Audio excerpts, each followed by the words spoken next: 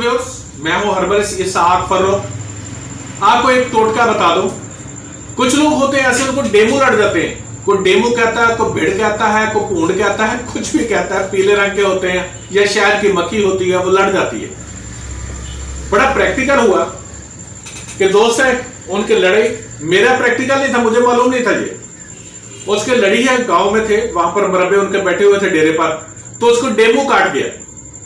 जब डेमू लड़ा ना तो वो भागा मोटरसाइकिल के पास। मोटरसाइकिल का उसने वो निकाली है, पाइप उसका निकाला है, और उसका पेट्रोल जो था जहां पर डेमू लड़ा था वहां पर उसने लगा दिया।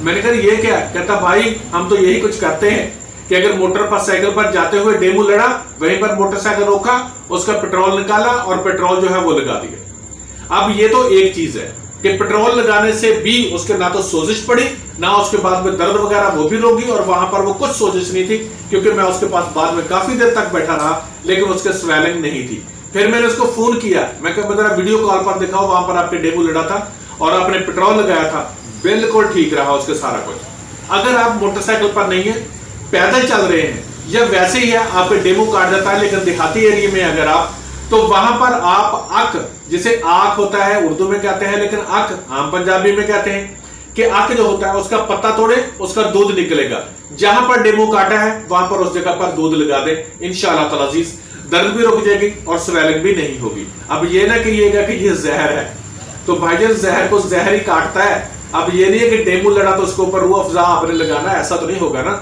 तो उसके ऊपर आप आग का दूध लगा दें, इंशाल्लाह ठीक हो जाएगा। अगर आप घर में हैं और घर में अगर आपके वहां पर डेंगू वगैरह ये शहद की मक्खी को काट गई है, तो मीठा सोडा लें, मीठे सोडे को पानी के अंदर मिक्स करें और वहां पर लगा दें। इंशाल्लाह ताला अगर लगा देंगे और ऊपर को कपड़ा बैठ दें, तो कुछ देर के बाद आप देखेंगे कि दर्द में रिलीफ मिलना शुरू हो जाएगा और इंशाल्लाह स्वेलिंग भी नहीं पड़ेगी। Thank you so much. अल्लाह हाफिज़।